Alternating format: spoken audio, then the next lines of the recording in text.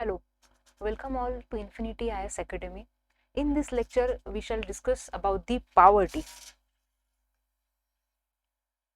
The most important topic, the most important issue which is going on, which is we can say which will go on in future also, and the most problem that is created by the any section of the economy, that is the poverty. So this poverty chapter we can see in our UPSC GS 3 as well as in GS 2, and in MPSC we can see this topic in GS 4. Okay. Along with that, we can see poverty in our current affairs, that is in prelims. Okay. So what is exactly poverty means? Poverty का मतलब क्या होता है कि गरीबी जिसे हम लोग बोल सकते हैं कि उसका मतलब क्या होता है. So when we talk about poverty, each and every scholar or each and every economist, they have their different perspective. Somebody will say कि those who do not have enough sufficient food, or we can say nutritious food, so we will consider them as a poor. Somebody will say कि those who do not have education, or we can say the basic income, they are poor. Somebody will say कि those who do not have health facilities या फिर infrastructure जो भी होता है facilities, अगर वो किसी के पास नहीं है तो वो गरीब है. सो according to some economists, poverty is one such topic which do not have the common definition. okay? जो भी हम लोग के वर्ल्ड में अगर हम लोग देखा जाए तो जो बाकी के जो इकोनॉमिक जो टर्म्स होते हैं या फिर कॉन्सेप्ट्स होते हैं कि जहाँ पे हम लोग को एक डेफिनेशन दिखाई देती है, राइट, तो ये पावर्टी में दिखाई नहीं देती. Why so? Because of the different perspective. किसी को अगर ये इंपॉर्टेंट लगता है तो किसी को वो इंपॉर्टेंट लग सकता है, and that is the reason somebody says कि food is the important. Basic needs, that is food, clothing and shelter is important. Somebody will say ki education, housing, health facilities are important. So according to different individual or different economist scholars, the definition of poverty gets changes. Okay. But in simple terms, if we have to describe what is poverty, then we'll give a simple definition, that is a section of population, और we can say कि individual हो, house hold हो, कोई भी हो, तो section of population की जिनके पास बेसिक नीड्स के लिए भी इनकम पैसा होता नहीं है, we will consider them as a poor. क्यों ऐसे? क्योंकि जो बेसिक नीड्स होते हैं, we all know what are basic needs, that is food, clothing and shelter, right. तो अगर किसी के पास ये तीन चीजें नहीं है, या फिर ये तीन चीजें पाने के लिए जो भी फैसिलिटी या फिर जो भी इनकम लगता है, अगर वो उनके पास नहीं है, then we will consider that section of population as a poor. So it can be seen in diagram also, कि एक देखो ये डायग्राम है कि जहां पे फूड है, राइट, अभी वो फूड शायद न्यूट्रिशियस ना हो, लेकिन सिर्फ फूड है, तो ये जो सेक्शन है ये हम लोग पुअर बोलते हैं, right. They have food, they have clothes, but they do not have shelter, right. ये जो सेक्शन यहाँ पे दिख रहा है कि they are sitting on a road for anything, for example they are waiting for job, या फिर they are waiting for some subsidy और some facilities provided by government, कुछ भी हो सकता है, वो बैठे हैं. लेकिन उनकी तरफ देखने से हम लोग को ये पता चलता है कि शायद शायद कि that section is unskilled, right, कि जिनके पास एजुकेशन ना हो, राइट, या फिर इनके पास शायद जॉब ही ना हो, एम्प्लॉयमेंट ना हो, राइट. तो अगर हम लोग देखा जाए तो एक डायग्राम से भी हम लोग बोल सकते हैं कि अरे हम लोग अलग अलग पर्सपेक्टिव रख सकते हैं ऑफ पावर्टी. सो बेसिकली जो बेसिक टर्म हम लोग लेंगे कि दैट इज कि those who do not have basic necessities, basic needs, or those who do not have the facilities to pursue that basic needs, we can call them as a poor. ठीक है. So this is the simple term, we can say simple definition of poverty. If we have to look into the perspective of the world, तो अगर world में देखा जाए हम लोग को, तो हम लोग बोल सकते हैं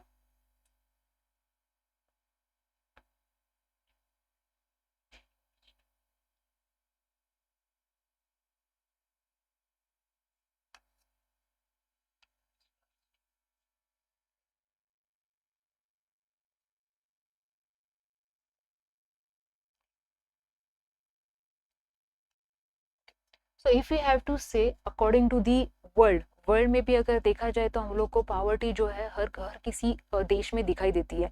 सो for example if you have to look into the Indian population, जो इंडियन पॉपुलेशन जो भी कमाता है इन रुपीस, ठीक है, अगर उतना ही पैसा अगर कोई बाहर के देश में किसी बाहर के करेंसी में अगर कोई कमाता है, then we will not compare them कि ये भी गरीब है तो वो भी गरीब होंगे, right, because the value of currency in each and every country and also जो भी प्राइजेस होते हैं गुड्स एंड सर्विसेज के, वो भी अलग अलग देश में वो अलग अलग होते हैं.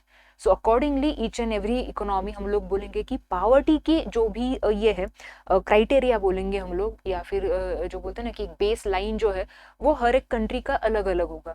But if we have to talk about India, then there are various committees which has been set up to discuss about the poverty from since independence, right. तो ऐसे अलग अलग committees हैं जो हम लोग committees भी discuss करेंगे. But if we have to track this poverty in our history, then we have to go to the British era.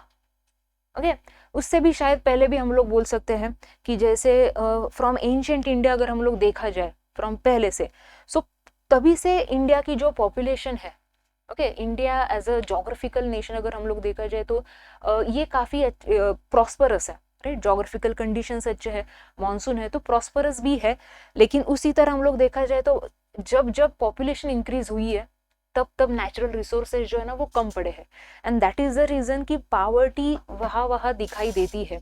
सो अगर एंशिएंट से हम लोग को देखना चाहिए, अगर देखा जाए सॉरी, तो इतनी ज़्यादा उस टाइम पे पावर्टी दिखती नहीं, because there was a lot of natural resources and less population.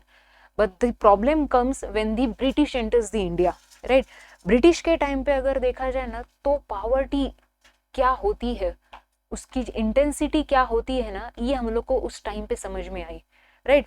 So when they came, britishers came to rule, तो उनका एक फिक्स था कि हम लोग को क्या करना है, हम लोग को एक प्रॉफिट कमाना है. They rule as a company. पहले तो कंपनी थी ईस्ट इंडिया कंपनी, तो कंपनी का काम होता है they are like profit oriented, right. तो उनका एक ही था कि जितना हो सके हम लोग को प्रॉफिट कमाना है.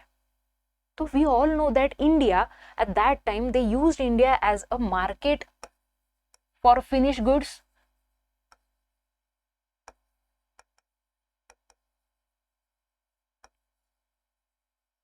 right.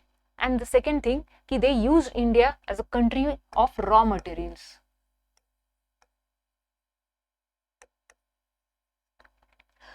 तो it is clear that you can see in each and every books कि इट इज़ क्लियर कि ब्रिटिश जो भी ब्रिटिशर्स की जो पॉलिसी थी वो क्या थी कि इंडिया में से रॉ मटेरियल्स जो है वो लेके जाना है कहाँ पे, तो अपने कंट्रीज में लेके जाना है, राइट. कंट्री में लेके जाना है, वहाँ पे इंडस्ट्रियल रेवोल्यूशन हो रहा था तो रॉ मटेरियल की सबसे ज़्यादा ज़रूरत लग रही थी. And they had a resources and we can say कि इंडिया में तो वो उनके एक उन्होंने बेस ही बना लिया था. तो यहाँ से वो रॉ मटेरियल्स लेके जाते थे, वहाँ पे फाइनल प्रोडक्ट्स बनते थे एंड फिर वो फाइनल प्रोडक्ट्स इंडिया में आके वो बेचा जाता था. ओके अभी यहाँ पे अगर ऐसे देखा जाए तो यहाँ पे कुछ गलत नहीं दिखाई देता. लेकिन अगर डिटेल में हम लोग देखा जाए तो इसकी जो प्राइजेस है कि कितने में वो लोग रॉ मटेरियल्स लेके जाएंगे, how much money they will give to the farmers for their production, ये डिसाइड कौन करता था, ये ब्रिटिश डिसाइड करते थे. अगेन जो भी फाइनल प्रोडक्ट्स इंडस्ट्री से बन के इंडिया में आएगा उसके भी जो प्राइजेस है ये भी डिसाइड कौन करते थे, ये भी ब्रिटिशर्स डिसाइड करते थे. तो इसमें प्रॉब्लम क्या होता था कि रॉ मटेरियल्स लेके जाते वक्त वो कम दाम में लेके जाते थे एंड फाइनल प्रोडक्ट जो आता था तो वो उसकी दाम थोड़े ज़्यादा लगते थे. इससे क्या हुआ, this is also a one reason we can say कि इंडिया में जो भी चीज़ें आती थी ब्रिटिश से तो वो अकॉर्डिंगली उनके हिसाब से आती थी, मतलब उनके सप्लाई से आती थी, उनके प्राइजेस थ्रू आती थी. दूसरा एक प्रॉब्लम ऐसे हुआ कि देश में इंडिया में जो भी डोमेस्टिक प्रोडक्ट्स थे या फिर प्रोड्यूसर्स थे, like we can say for example textile industry हम लोग लेंगे which is the better example. तो टेक्सटाइल इंडस्ट्री में जो भी डोमेस्टिक प्रोड्यूसर्स थे तो उनका जो भी प्राइस होता था या फिर उनका जो भी सप्लाई होता था वो थोड़े देर से होता था, बिकॉज टाइम कंज्यूमिंग हैंडलूम था ना, वहाँ पे मशीन से काम चल रहा था, यहाँ पे हैंडलूम था, तो वो हैंडलूम की वजह से थोड़ी देर से सप्लाई थोड़ा देर से होता था, एंड यहाँ पे ये जो गैप बनता था, तो ये गैप का जो फायदा है ये ब्रिटिशर्स ने लिया, बिकॉज उनके फाइनल प्रोडक्ट्स होते थे दैट इज फ्रॉम पावरलूम। और इसी वजह से इंडिया के जो आर्टिस्ट हैं, जो डोमेस्टिक प्रोड्यूसर्स है, स्मॉल सेक्टर इंडस्ट्री जो भी चलाते थे, तो उनको ये नुकसान सहना पड़ा था। And when they were not we can say कि जब उनको अफोर्डेबल नहीं हुआ कि वो लोग ये बिजनेस चला सके, then they stop their business and they went to their villages for agriculture. ये एक था बैकग्राउंड। सेकेंड बैकग्राउंड वॉज कि मोस्ट ऑफ दी जो प्रिंसली स्टेट्स थे, तो वो ब्रिटिशर्स ने हम लोग बोल सकते कि अपने रूल में ले लिया। We all know the subsidiary alliance हो या फिर डॉक्ट्रिन ऑफ लैप्स हो, तो इसके वजह से क्या हुआ कि जो प्रिंसली स्टेट्स में जो भी किंग्स होते थे, they used to give the opportunity, they used to give the employment to the small sectors. Artist जो होते थे, आर्टिसंस, तो उनको वो अपॉर्चुनिटी मिलती थी, लेकिन अभी ब्रिटिशर्स के वजह से वो भी छीनी गई, तो वो भी सेक्टर या फिर वो भी सेक्शन ऑफ पॉपुलेशन जो है वो भी ऐड हो गया गरीबी में, राइट। फार्मर्स तो थे ही, क्योंकि फार्मर्स के ऊपर बहुत सारा टैक्स लगाया जाता था। एग्जाम्पल हम सबको पता है, परमानेंट सेटलमेंट,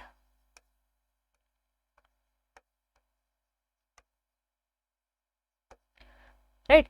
सो फार्मर्स जो एक सेक्शन है पॉपुलेशन का, कि in India till now we can see most of the population is engaged in agriculture, right. तो ये जो पॉपुलेशन है ना, इनके ऊपर जब ज्यादा tax, that is the exploitation जब ज्यादा हो रहा था, तो वो भी अपने आप वो भी अपने आप पावर्टी में चले गए।